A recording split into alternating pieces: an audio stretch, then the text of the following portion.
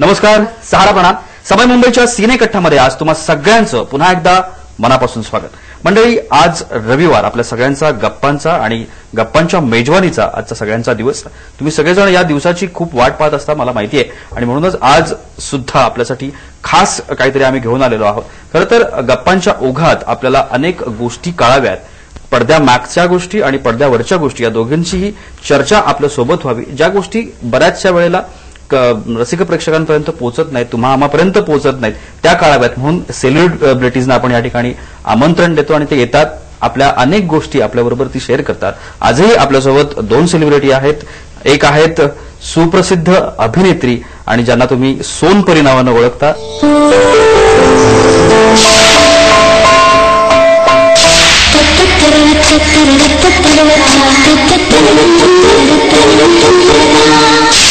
स्वागत करतो मृणाल कुलकर्णी यांचं. खूप खूप मनापासून स्वागत. आणि दुसऱ्या आहेत आरोही या चित्रपटाच्या निर्मात्या अमृता राव.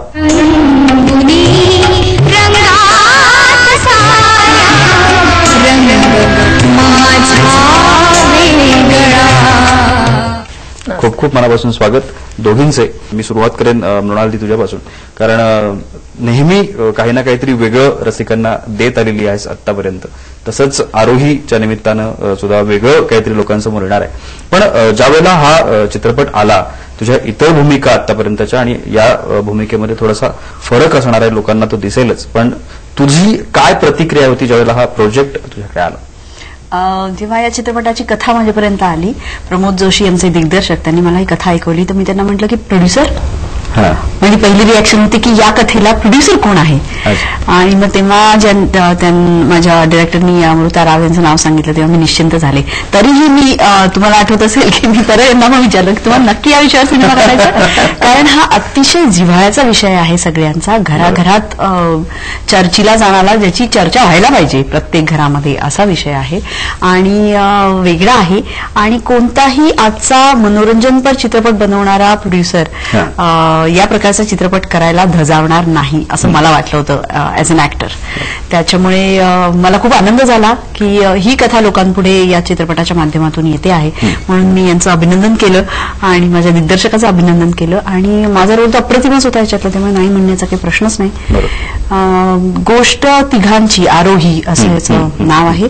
आणि रियालिटी शोज आणि त्याच्यात सहभागी होणारी कुटुंब, मुलाच्या निमित्ताने, मुलीच्या निमित्ताने, किंवा आई होते, कधी कधी वडील होतात सामील या रियालिटी शोज मध्ये. आणि यातून एक आयुष्य कसं ढवळून निघतं, म्हणजे तुमचं कालचं आयुष्य आणि आजचं आयुष्य याच्यात किती फरक पडू शकतो, हा या चित्रपटाचा मध्यवर्ती विषय आहे. आणि मला अतिशय भावला विषय. आपण बघतो आजकाल रियालिटी शोचं एवढं पेव फुटलेलं आहे आणि छोटी छोटी मुलं गाण्याच्या कार्यक्रमामध्ये, डान्सच्या कार्यक्रमामध्ये भाग घेतात आणि कुठेतरी त्यांचं बालपण हरवून चाललंय का? आई वडिलांना असं वाटतंय की आपल्या मुलांनी आपलं स्वप्न पूर्ण करावं, किंवा त्यांनी कुठेतरी या स्पर्धेत उतरावं आणि पहिलं यावं. या सगळ्या चक्रामध्ये ती मुलं आपलं बालपण हरवत आहेत का, हा या प्रश्नांचा शोध घेण्याचा प्रयत्न आहे विषय. झेपणार आहे काही सगळं. मी तू तिला परत प्रपोज करतोय. तुझं ऑफिसचं प्रत्येक काम इम्पॉर्टंट असतात आणि अर्जंट सुद्धा.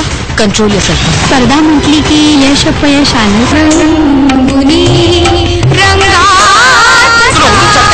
विचारत होते त्यावेळेला 14 वर्षाची मुलगी, तिला स्वतःच्या हाताने काही करता येत नाही. अशा पद्धतीचे ज्यावेळेला विषय निवडले जातात, खरं तर ही रिस्क आहे. जसं आता मृणाली म्हणाले की अशा पद्धतीचे चित्रपट आणि ते प्रोड्यूस करणार कोण. आता आर्थिक गणित फार आपण या सगळ्यामध्ये बघत असतो, कारण शेवटी कमर्शियल गोष्टींचा विचार करावाच लागतो. इनपुट कसं येणार आहे हे पण पाहावं लागतं. पण या सगळ्या गोष्टी होत्या का ज्यावेळेला हा विषय तुमच्या समोर आला? नाही, तुम्ही जे रिस्क म्हणता तर मला बिलकुल वाटलं नाही. कारण जेव्हा 100त 90 चित्रपट हे विनोदी बनतायत, तर 10% सुद्धा इतर प्रेक्षक असतो की जो चित्रपट पाहणार असतो, किंवा वेगळ्या विषयाचे चित्रपट आवडणारे प्रेक्षकही असतात असं मला वाटतंय. उलट लोकांना बदल हवा असतो आणि वेगवेगळे विषय हवे असतात.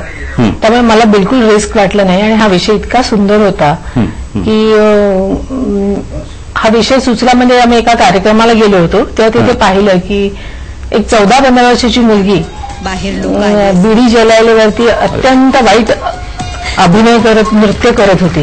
त्यानंतर दुसरी मुलगी आली, तिने चढती जवानीवरती डान्स करायला लागली, लहान मुलगी. त्यामुळे असं वाटतं की मुलांनी मुलांसारखं नृत्य करायला पाहिजे किंवा मुलांनी मुलांची गाणी म्हणायला पाहिजे.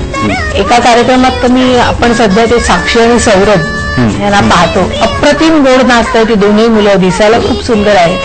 परंतु जेव्हा ते एखाद्या रोमॅन्टिक गाण्यावरती डान्स करतात, ते राज कपूरची पोज घेतात आणि ते बघून म्हणजे मन विषण्ण होतं की हे काय चाललंय. आणि त्यावेळेला काही वेळेला पालकांची पण कीव करावीसारखी वाटते की ते आपल्या मुलांना असं करायला कसं काय परमिशन देऊ शकतात किंवा कसं काय आपल्या मुलांना असं घडवू शकतात. मुलांवर ते संस्कार होतच असतात त्यावेळेला. त्यामुळे मला असं वाटलं की हा विषय नक्कीच सगळ्यांना आवडेल आणि त्याच्यावर ही कथा सुचली. मग आमचे जे डिरेक्टर आहेत प्रमोद जोशी म्हणून, त्यांनी आणि मी म्हणून ही कथा आम्ही डेव्हलप केली आणि नृत्याच्या ऐवजी गाणं हा विषय घेतला. हे टॅलेंट जगासमोर यायला हवं.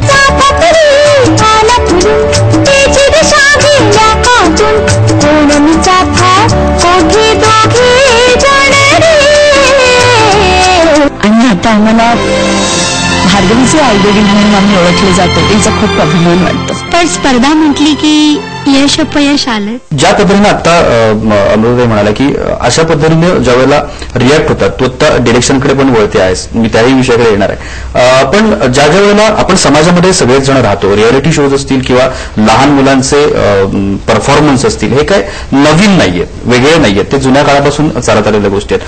आज त्याचं अवलंबन होतंय फार मोठ्या प्रमाणामध्ये, ते आपल्या सगळ्यांच्या समोर होते, त्यातून काही फायदाही होतोय. तुम्ही नेमका कुठला अँगल लोकांसमोर ठेवता आहात या चित्रपटाच्या माध्यमातून? एक तर चित्रपट ही एक गोष्ट असते, ती एका पर्टिक्युलर कुटुंबाची गोष्ट असते. त्यामुळे तुम्ही रियालिटी शो मधून काय काय चांगलं होतं, काय काय वाईट होतं, कोणत्या प्रकारच्या माणसावर त्याचा काय परिणाम होतो, कोणत्या मुलांवर त्याचा काय परिणाम होतो किंवा होत नाही, हा काही चित्रपटाचा विषय नाही. ही या तिघांची गोष्ट आहे. एका कुटुंबामध्ये आई वडील आणि मुलगी असतात. ती मुलगी रियालिटी शो मध्ये पहिली येते आणि ती पहिली आल्यानंतर ते कुटुंब कसं संपूर्णतः बदलतं, असा चित्रपट आहे. गोष्ट खरोखरच तिघांची आहे. या गोष्टीमध्ये किरण करमरकर माझ्याबरोबर केतकीच्या वडिलांचं काम करत आहेत. अशा कुटुंबातला एक पिता की ज्याला आयुष्यामध्ये त्याच्या वडिलांनी प्रमोट नाही केलं किंवा जे करायला प्रोत्साहन द्यायला पाहिजे होतं तेव्हा ते नाही दिलं, त्याची मनात राहून गेलेली खंत आहे कुठेतरी की मी नाही करू शकलो, मला माझ्या मुलीला करू द्यायचंय, म्हणून तो मुलीला सपोर्ट करतो. आणि पुढे त्याच्या नोकरीमध्ये प्रॉब्लेम सुरू होतात, रिसेशन सुरू होतं, मुलीला प्रॉब्लेम होतो आणि या सगळ्या प्रसंगाला, या घटनांच्या मालिकेला तो कसं तोंड देतो ही त्याची गोष्ट आहे. आणि मी एक हाऊसवाईफ आहे, स्वतः उत्तम शिक्षण घेतलं असूनही मुलीसाठी मी माझी नोकरी धंदा सोडून घरी बसले की तिच्यावर उत्तम संस्कार व्हावेत. आणि जेव्हा माझी मुलगी रियालिटी शो मध्ये पहिली येते आणि तिचं वागणं बोलणं सगळं बदलून जातं, तेव्हा मला जेन्युइनली काळजी वाटते की या मुलीचं बालपण संपलं अचानक एका रात्रीनी, अचानक एका सक्सेसनी तिचं बालपणच हरवून गेलं. आता या मुलीला मी कसं ते परत मिळवून देऊ. आणि त्याच्यामध्ये जेव्हा एक अघटित घडतं त्या कुटुंबामध्ये, तर हे तीन माणसं, या तिघांची गोष्ट, हे तिघही जण या प्रसंगाला, त्या घटना मालिकेला कसे सामोरे जातात, हा या चित्रपटाचा विषय आहे. भार्गवीला पुढल्या 2 वर्षासाठी करारबद्ध करू इच्छितो. रोज दिष्ट काढत जागतीची तर मी सरळ माझ्या पैशाने विकत घेणार आहे.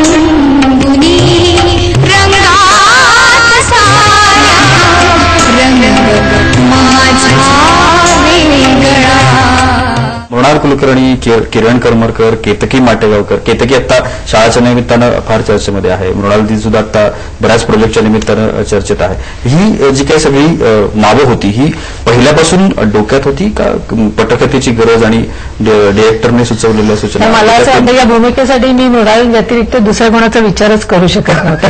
कारण जेव्हा हा रोल म्हटलं नाही, हा रोल मृणालचाच आहे. कारण मी स्वतः अनेक स्पर्धांमध्ये परीक्षक म्हणून काम केलेलं आहे.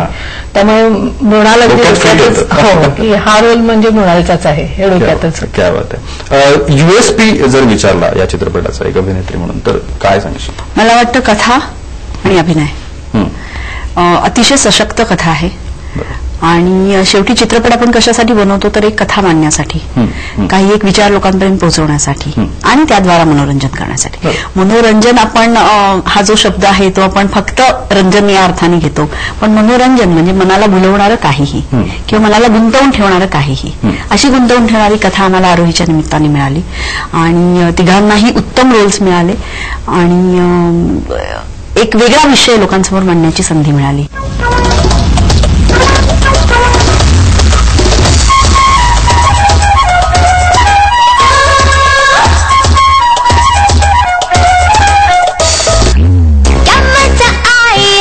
जीने का फूलों के संग संग खिलने का क्या मजा आए अब जीने का है फूलों के संग संग खिलने का सुरांच्या भक्तीत दुनियेशी बोलून तालाच्या तोऱ्यात छम छम डोलून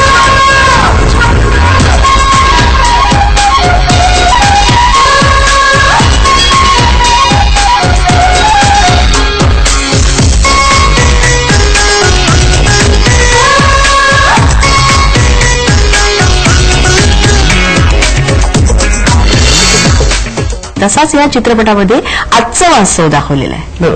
कारण आजच्या घराघरांमध्ये घडणाऱ्या गोष्टी आहेत. दूरचित्रवाणीच्या पडद्याचं आकर्षण कुणाला नाही आणि प्रत्येकाला फेमस व्हायचं असतं आणि यांना त्या मार्गाने आपल्याला त्या स्पर्धेत उतरता यावं, त्या स्पर्धेत टिकता यावं आणि त्या स्पर्धेला जिंकता यावं असं प्रत्येकाला वाटत असतं. मग देर इज नो एज बार. प्रत्येक कुटुंबामध्ये सगळ्यांच्या मनामध्ये अशी इच्छा असते आणि मग कधी कधी असं होतं की त्यासाठी जी काही लिमिट असते ती कधी क्रॉस केली जाते. कधी कधी यश अपयश ज्या वयात मुलांना नको कळायला अशा वयात त्यांना ते यश आणि मोठं यश आणि अतिप्रचंड यश याची ओळख होते. अपयश पदरात येतं. कधी कधी त्यातून फ्रस्ट्रेट होतात मुलं. जी जिंकतात ती वेगळीच काहीतरी मुलं बनतात. मी सोनपरीचा तुम्ही मगाशी उल्लेख केलात. मी खूप लहान मुलांबरोबर 6-7 वर्ष काम केलेलं आहे आणि त्या निमित्ताने मी जी लहान मुलं बघितली की जी एंटरटेनमेंटमध्ये आहेत लहानपणापासून त्यांची आयुष्य मी खूप जवळून बघितलेली आहे. त्यामुळे मला अतिशय भावला हा विषय आणि तो सादर करता आला आहे असं मला खूप मनापासून आनंद झाला. क्या बात. म्हणजे आरोही गोष्ट तिघांची अशा नावाचा हा चित्रपट आहे आणि हा लवकरच आपल्या सगळ्यांच्या समोर येईल. जे रियालिटी शोज चालतात आणि त्या रियालिटी शोजमध्ये जी मुलं पार्टिसिपेट होतात मग ती काही वर्ष 5 वर्षांची असतात, कधी 7 वर्षांची असतात, कधी 10 वर्षांची असतात. पण या सगळ्याचा त्यांच्या मनावरती नेमका काय परिणाम होतो ते चांगलं की वाईट याचे धांडोळा घेण्याचा प्रयत्न केलेला आहे निर्मात्या दिग्दर्शकांनी कलाकारांनी या चित्रपटाच्या माध्यमातून. तो कसा तुम्हाला तुमच्यापर्यंत पोहोचणार आहे किंवा तुम्ही कसं त्याला ऍक्सेप्ट करणार आहे ते चित्रपटाच्या प्रदर्शनानंतर कळेल. मात्र तुर्तास या चित्रपटानं जी काही बाजी मारलेली आहे अनेक पुरस्कारांमध्ये म्हणता येईल किंवा परीक्षकांना बऱ्याच वेळेला हा चित्रपट अप्रिशिएट केलेला आहे, समीक्षकांनी अप्रिशिएट केलेला चित्रपट आहे. कशा पद्धतीने तो तुमच्या समोर येतो आहे ते आपल्याला कळणारच आहे. तुर्तास एक घेणारी छोटीशी विश्रांतीनंतर आपण या दोघींच्याही अन्य चित्रपटांविषयी आणि त्यांच्या करिअरविषयी बोलणार आहोत. कुठेही जाऊ नका, पाहत रहा सिनेकट्टा.